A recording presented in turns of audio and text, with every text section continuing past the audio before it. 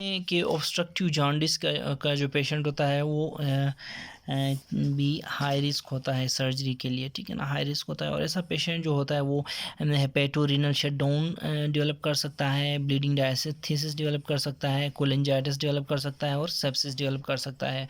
एक और बात याद रखें कि जो ऑब्स्ट्रक्टिव जॉन्डिस के जो पेशेंट हैं ये विटामिन के डिपेंडेंट क्लोटिंग फैक्टर्स जो हैं 2, 7 एंड 9, 10 और प्रोटीन सी एंड एस, इन क्लोटिंग फैक्टर्स की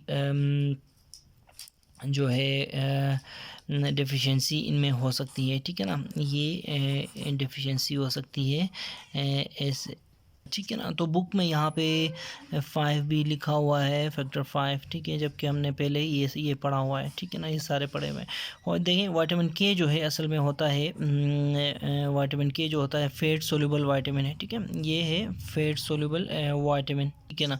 और जो फैट सोल्यूबल विटामिन होता है इसको चाहिए होती है बाइल साल्ट्स, ठीक है ना, बाइल साल्ट्स चाहिए होते हैं।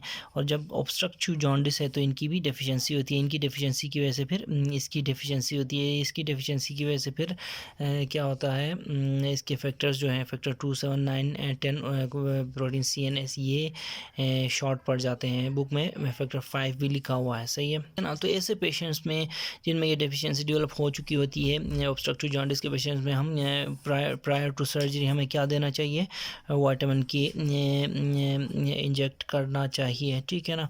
विटामिन के याद रखें ये IM देते हैं, सही है ना, ठीक है ना। तो ऐसे हम पेशेंट को दे के ब्लीडिंग से बच सकते हैं, जो इंट्राऑपरेटिव जो ब्लीडिंग होती है नॉन नेसेसरी अननेसेसरी ब्लीडिंग से हम को अवॉइड कर सकते हैं, ठीक है।